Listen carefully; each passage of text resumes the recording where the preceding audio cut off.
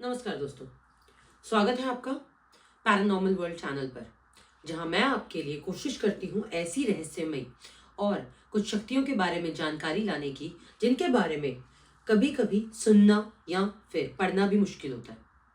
मैं पूरी कोशिश करती हूं कि आपके लिए ऐसी जानकारी लेके आऊं जो आपके लिए ज़रूरी है और आपके लिए लाभदायी साबित हो। जहां मैं कोशिश करती हूं आपके लिए कुछ जानकारी लाने की जिससे आप कुछ सीख ले सकें, जिससे आप ये जान सकें कि हर शक्ति को हल्के में लेना या हर शक्ति को साधना ज़रूरी नहीं, मुमकिन हो। तो मेरा चैनल फॉलो करते रहिए और आगे वीडियो में बढ़ते हैं। आज हम बात करने जा रहे हैं एक ऐसे रहस्यमय और भयावह विषय के बारे में जिसका नाम सुनते ही रोंगटे खड़े हो जाते हैं। कालनाग। नाम तो सुना होगा आप सबने, पर देखते हैं इसके बारे में आज आपको कितना पता है। और मैं ये दावा कर सकती हूँ कि इस वीडियो में आप जो सुनेंगे उसे जानकर आपको अपनी जानकारी पे संदेह उठने लगेगा। क्या कालनाग केवल एक पौराणिक नाग है या फिर तांत्र विद्या से जुड़ा कोई रहस्यमय शक्तिशाली सत्ता? क्या कालनाग साधना सच में की जाती है, और अगर हाँ तो ये शक्ति है या विनाश? जानते हैं इस वीडियो में। भारत की आध्यात्मिक परंपरा में नाग केवल एक जीव नहीं बल्कि ऊर्जा, चेतना और काल का प्रतीक माने जाते हैं। आधुनिक दृष्टि से सांप डर का कारण हो सकता है, पर परंपराओं में, पौराणिक ग्रंथों में नाग गूढ़ ज्ञान का वाहक, काल का प्रतीक, पृथ्वी के रहस्यों का रक्षक और शक्तियों का रक्षक माना जाता है। नाग हमेशा ही भूमिगत, अंधकार और स्वप्न से जुड़े होते हैं, और यही चीज, यही ज्ञान तंत्र में सबसे ऊंचा और सबसे जरूरी माना गया है। अथर्ववेद और ऋग्वेद में नागों को अहि का नाम दिया गया, जिसका अर्थ है जो दिखाई ना दे पर जिसका अस्तित्व पूर्णतः हो, जो अपना अस्तित्व बनाए रखे।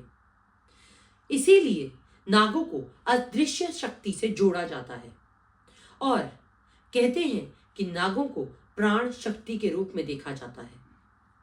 तंत्र और योग दोनों में ही कुंडलिनी शक्ति को एक और नाम दिया गया, सर्पिणी शक्ति। कहते हैं ये शक्ति रीढ़ की हड्डी के मूल में रहती है और जागृत होने पर सहस्त्रार चक्र में मिलकर शिव से मिलन करती है, और इसीलिए महादेव के गले में नाग का प्रतीक माना जाता है, आपके मिलन का प्रतीक माना जाता है, सहस्त्रार चक्र का प्रतीक माना जाता है और महादेव को अपार बनाता है। इसीलिए शिवलिंग पर नाग की आकृति हर जगह, हर समय और हर वक्त आपको दिखाई देगी। पौराणिक नाग केवल कथाएं नहीं हैं, इनमें कुछ प्रमुख नागों का संबंध काल और विनाश से भी माना गया है। जैसे शेष नाग, ये ब्रह्मांड की ऊर्जा और संतुलन का प्रतीक माने जाते हैं। कहते हैं ब्रह्मांड के संतुलन में इनका एक मुख्य भाग है। इसके अलावा वासुकी, जो अमृत और विष दोनों का प्रतीक माने जाते हैं। तक्षक नाग, ये अहंकार, विनाश और बदले का प्रतीक माने जाते हैं। और दूसरी ओर कालीय नाग, जिनके बारे में हम जब भी कृष्ण जी की कहानी सुनेंगे तो जिक्र जरूर मिलेगा, ये मृत्यु और अहंकार का प्रतीक माने जाते हैं। इन सभी नागों में एक बात समान भी है और प्रमुख भी, विनाश और पुनर्जन्म। जगह जगह, हर गांव में लोक कथाएं कहाँ नहीं होती, चाहे शहर हो चाहे कोई छोटी सी गली, हर जगह की एक अपनी कहानी है। इसी तरह लोक कथाओं में भी नाग स्थल, नाग देवता और नाग पंचमी का एक विशेष महत्व माना जाता है। कहते हैं नाग भूमि की रक्षा करते हैं और इन्हें कष्ट देना आपके स्वयं वंश का विनाश है। कालनाग कोई साधारण नाग नहीं है। कालनाग का अर्थ है समय का सर्प। माना जाता है कि कालनाग मृत्यु और समय दोनों से जुड़े होते हैं। ये अंधकार, शमशान और तांत्रिक स्थलों से जुड़े होते हैं। केवल उच्च स्तर के तांत्रिक ही इनके संपर्क में आ सकते हैं। इसके अलावा माना जाता है कि कई ग्रंथों में कालनाग को गुप्त नाग राजा भी कहा गया है। तंत्र शास्त्र में कालनाग एक उग्र शक्ति माने गए हैं। कहते हैं इनकी आवाहन के लिए एक विशेष तपस्या, एक विशेष साधना करनी पड़ती है, कालनाग साधना, जिसका उद्देश्य होता है शत्रु का विनाश, भय उत्पन्न करना, कई बार अदृश्य शक्ति प्राप्त करना या फिर तंत्र रक्षा। कहते हैं कालनाग साधना कोई साधारण साधना नहीं, ये बेहद खतरनाक साधना है। ग्रामीण और तांत्रिक परंपराओं में कालनाग साधना का उल्लेख मिलता है। कहा जाता है कि ये साधना केवल अमावस्या की रात को की जाती है और इसके लिए शमशान या फिर नागस्थली आवश्यक है। कालनाग साधना बेहद गूढ़ और अत्यंत खतरनाक साधना है। कहते हैं इस साधना को करने के लिए साधक का मानसिक संतुलन बेहद मजबूत होना चाहिए, क्योंकि असफल साधना या फिर अधूरी साधना का परिणाम पागलपन या मृत्यु तक हो सकता है।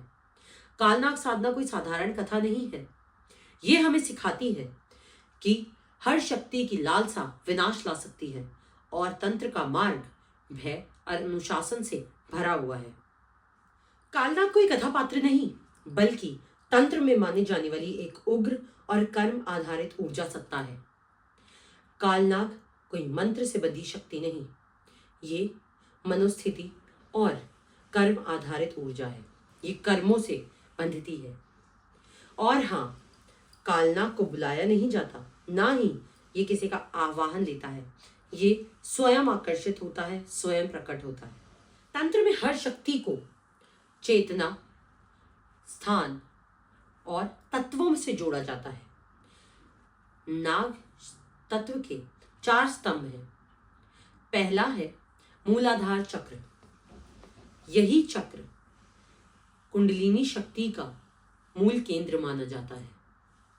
कहते हैं नाग यही कुंडली मारकर बैठता है और इसे जीवन, भय और रक्षा का केंद्र माना जाता है। दूसरा है भूमि। कहते हैं नाग भूमि से जुड़े होते हैं, इसीलिए शमशान, पीपल के पेड़, बिल और पुरानी जमीनों पर इनका निवास स्थान माना जाता है।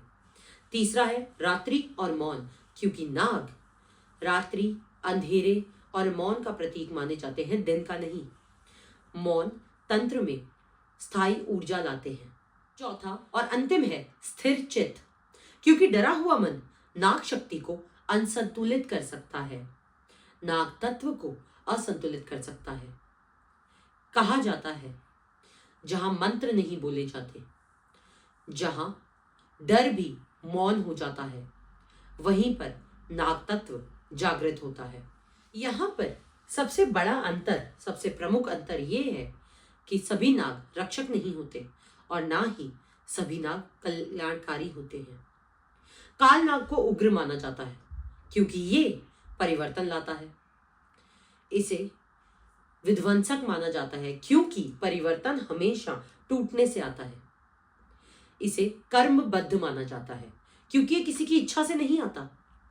इसका मतलब है कि यदि साधक के मन में उग्र शक्ति, प्रतिशोध, लालसा या फिर मृत्यु का भय है तो यही भावनाएं काल नाग के लिए आवाहन बन जाती हैं। काल साधना का असली उद्देश्य सिद्धि पाना नहीं माना गया है, बल्कि इसे साधक की परीक्षा, उसकी नैतिक सीमा, उसके डर की परीक्षा और उसके अहंकार का विघटन माना गया है। ये सिद्धि शक्ति के लिए नहीं बल्कि परीक्षा के लिए की जाती है।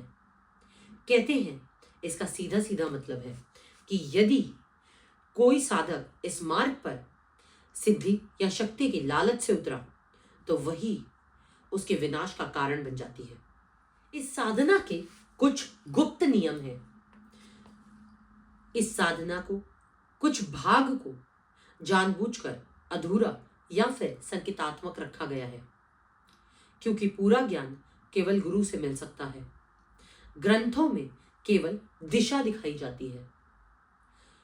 इसके लिए कुछ चीजें संकेत रूप में बताई गई हैं, जैसे अमावस्या चेतना का बिंदु है, शमशान मृत्यु से साक्षात्कार है, और मौन मन से सामना करने का एक रूप।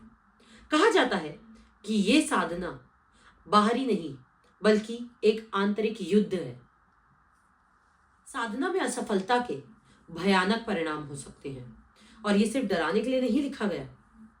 तांत्रिक दृष्टि से जब मन अंधकार झेल नहीं पाता तब अवचेतन टूटने लगता है। इसीलिए लक्षण आते हैं जैसे सब स्वप्न में सर्प, जो डर का प्रतीक है, ठंड लगना, तापमान कम होना यानी कि ऊर्जा का गिरना, और फिर आता है अवचेतन में कई बार होने वाली दुर्घटनाएं जिससे ध्यान भंग हो सके। साधना में सबसे महत्वपूर्ण है रक्त ऊर्जा का रहस्य।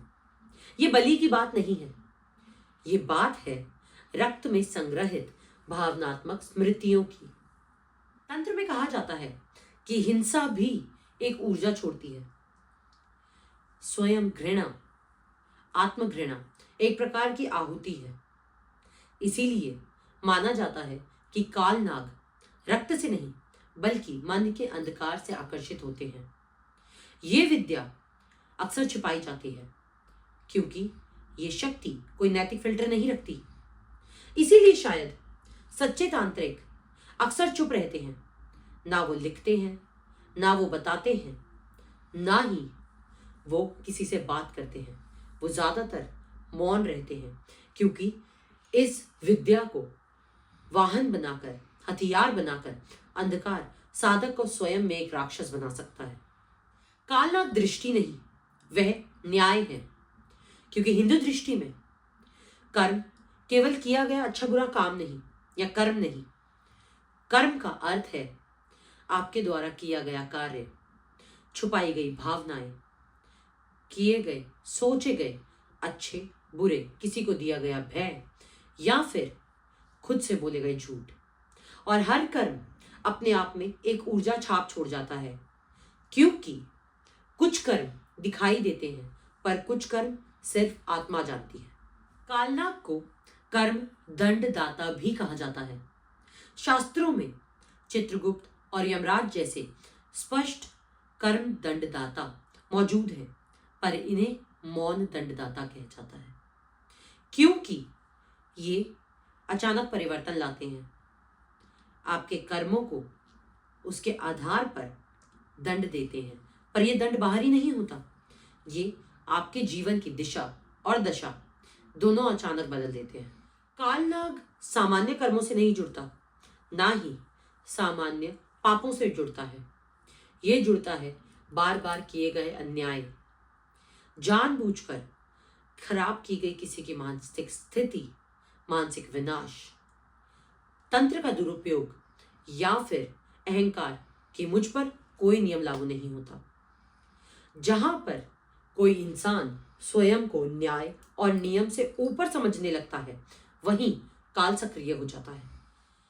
कालनाग का दंड कोई बीमारी या तुरंत मृत्यु नहीं होता, बल्कि जीवन में अराजकता, सही निर्णय का नाश, दिमाग का पलट जाना, समय का पलट जाना, सब कुछ होते हुए भी शांति ना होना होता है। इसीलिए कहते हैं कालनाग जीवन छीनता नहीं है, ये जीवन को भारी बना देता है। समय यानी काल और नाग, इन दोनों का मिलन एक दार्शनिक केंद्र है। जैसे नाग बिना आवाज के आता है, अचानक डसता है और समय नहीं देता, वहीं समय अचानक बदल जाता है और चेतावनी नहीं देता। और कालनाग समय का संतुलन माना जाता है और नाग काल का प्रतीक। कालनाग का प्रमाण तो कहीं नहीं मिलता, पर इसका परिणाम हर कहानी में मिलता है, लोक कथाओं में मिलता है। और लोक कथाएं कोई मनगढ़ंत कहानियां नहीं, ये मन की बनाई हुई कोई कहानियां नहीं है, बल्कि बार बार दोहराया गया एक जैसा अनुभव है। और जब अलग अलग लोग अलग अलग जगह पर बिना संपर्क के एक ही बात बार बार दोहराएं तो तंत्र में उन्हें संकेत माना जाता है। भारत के कई हिस्सों में, बंगाल, असम और मध्य भारत में एक कहानी सुनने को मिलती है। एक तांत्रिक जिसने उग्र नाग साधना की पर उसे पूरी नहीं कर पाया। इन सभी कहानियों में एक लक्षण बिल्कुल समान है कि भय आने के कारण साधना अधूरी छूट गई, जिसके बाद कुछ दिनों तक साधक का व्यवहार असामान्य रहा और फिर अचानक एक दिन साधक की मृत्यु हो गई। कई गांवों में आज भी एक जगह कोई नहीं जाता। सूखा हुआ पीपल का पेड़ या फिर बरगद का पेड़, जहां पर मिट्टी हमेशा ठंडी रहती हो, जहां पर सांप दिखते तो हैं पर ना कभी किसी को छूते हैं, ना कभी किसी को काटते हैं, ना डसते हैं। लोक मान्यता है कि ऐसी जगह पर कभी कोई साधना टूटी थी। टूटी साधना अस्थिर ऊर्जा लाती है और अस्थिर ऊर्जा का तंत्र में मतलब है भय का क्षेत्र। कुछ कथाओं में यह भी कहा गया है कि एक विशाल काला नाग दिखा जिसकी आंखें चमक रही थी और जो बिना जमीन को छुए चल रहा था। यहां पर सीधा मान लेना शायद गलती होगी, पर कुछ तांत्रिक कहते हैं कि शायद यह असली नाग हो सकता है। ये एक समूह का डर हो सकता है, एक सामूहिक डर हो सकता है, या फिर एक अवचेतन दृश्य या फिर प्राक्षिक दृश्य हो सकता है, यानी हैलुसिनेशन हो सकता है। पर इन सब का अर्थ एक ही है। कुछ ऐसा जरूर था जिसने मनुष्य को उसकी सीमा याद दिला दी। कालनाग से लड़ा नहीं जाता, उससे दूर रहा जाता है। यह कोई शक्ति नहीं जिसे साध कर बांधा जा सके, जिसे मंत्र बंधन में बांधा जा सके या फिर जिससे अहंकार से जीता जा सके। तंत्र कहता है कि सौम्य शक्तियां बांधी जा सकती हैं, साधी जा सकती हैं, साध्य हो सकती हैं, पर उग्र शक्तियों को केवल संतुलित किया जा सकता है। काल नाग से सुरक्षा के लिए शिव उपासना सबसे बड़ा कवच है। यह कोई संयोग नहीं कि महादेव के गले में सांप है, नाग है। महाकाल कालों के काल है और काल नाग काल का प्रतीक, क्योंकि शिव तत्व स्वयं अपने साथ साक्षी भाव, शून्य अहंकार और भय से ऊपर उठने की क्षमता लाता है। इसीलिए कहते हैं जब साधक शिव की उपासना शुरू करते हैं तो काल नाग उग्र नहीं रहता, क्योंकि कर्म खुद ब खुद शांत होने लगते हैं। तंत्र में कहा जाता है कि नाग शिव के अधीन है, ना कि शिव नागों के। नाग पंचमी केवल एक परंपरा नहीं, नाग पूजन का अर्थ है जीवन शक्ति का सम्मान करना और अहंकार का विसर्जन। महामृत्युंजय मंत्र भी कालनाग से सुरक्षा कर सकता है, क्योंकि ये मृत्यु के भय को दूर करके मन को स्थिर बनाता है और चेतना को केंद्रित करता है। और कालनाग से जुड़ा हुआ सबसे बड़ा खतरा या फिर सबसे बड़ा रहस्य है मृत्यु का भय। जहां ये भय खत्म, वहीं कालनाग की पकड़ ढीली पड़ने लगती है। पर याद रहे, हर उपाय समाधान नहीं होता, क्योंकि डर के साथ किया गया कोई भी उपाय या कोई भी समाधान ऊर्जा को सिर्फ बिगाड़ सकता है, उसे खराब कर सकता है। और YouTube और किताबों से सीख कर बिना गुरु के किया गया तंत्र विनाश का कारण बन सकता है।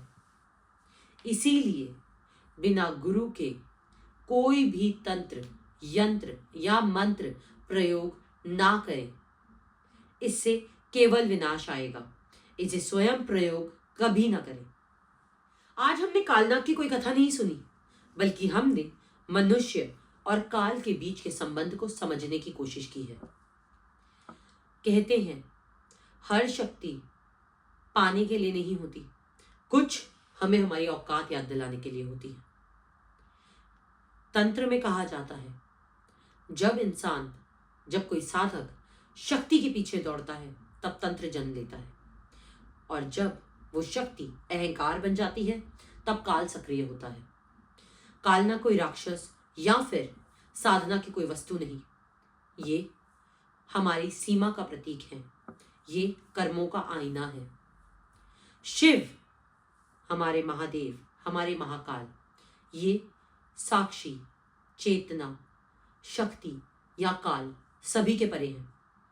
जहां शिव है वहां काल नाग उग्र नहीं रहता, और जहां अहंकार बढ़ता है वहां काल आता है, विनाश आता है। और जहां पर तंत्र शक्ति अहंकार का रूप ले लेती है वहां काल नाग आता है। अगर आपको मेरी वीडियो पसंद आई हो तो लाइक, शेयर और सब्सक्राइब जरूर करें। मैं आगे भी आपके लिए ऐसा कंटेंट, ये रिसर्च लाती रहूंगी। मैं कोशिश करूंगी आपके लिए और ज्यादा इंफॉर्मेशन डीप रिसर्च करके ला सकूं, ऐसी चीजों के बारे में जिनके बारे में बहुत कम लोगों ने सुना या फिर समझा होगा। तब तक के लिए हमेशा सावधान रहें, सतर्क रहें, सुरक्षित रहें। और हाँ, नीचे डिस्क्रिप्शन में इंस्टाग्राम चैनल का लिंक दिया गया है, जाकर फॉलो जरूर करें, आपको और भी अच्छा कंटेंट मिलेगा। बेल आइकन को प्रेस कर दें ताकि आपको आने वाले वीडियोस के नोटिफिकेशंस मिलते रहें। और हाँ, कमेंट सेक्शन में बताना बिल्कुल ना भूलें कि अगली वीडियो कौन सी पैरानॉर्मल एंटिटी पर बनाई जानी चाहिए। सतर्क रहें, सुरक्षित रहें, घर में बड़े बुजुर्गों का सम्मान करें, माँ बाप का सम्मान करें और अपने पूर्वजों को याद करते रहें, अपने आराध्य को याद करते रहें। पूजा पाठ की तरफ ज्यादा ध्यान दें। तंत्र, मंत्र, यंत्र या फिर कोई भी तांत्रिक प्रयोग घर में कभी ना करें। यूट्यूबर्स यहां से मंत्र कभी ना उठाएं, जानकारी हमेशा अधूरी मिलेगी। अगर आपको सच में कुछ करना हो तो गुरु के पास जाएं। गुरु से मिला हुआ ज्ञान ही हमेशा पूरा ज्ञान देगा, वरना केवल विनाश लाएगा। नमस्कार, मैं हूं आपकी अपनी साइकिक गाइड महिमा।